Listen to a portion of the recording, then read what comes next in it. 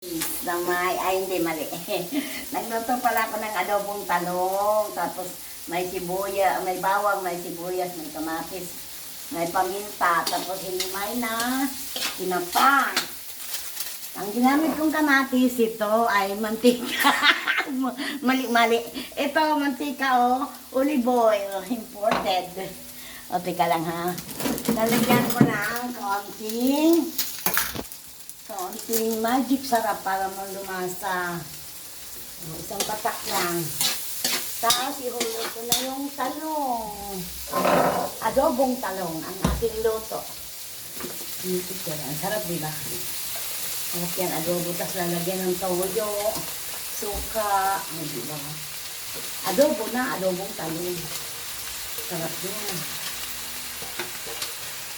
Okay. Adobong talong. Ang sarap ay bawang lang, sibuyas, kamatis, tinapa. Lalagyan ng toyo. Tsaka suka. Asan na yung toyo ko dito? Lalagyan ko ng toyo. Ayan o. Para magkalasa at magkakulay. Sarap yan pag lumambot na, di ba? Okay na din. Okay na.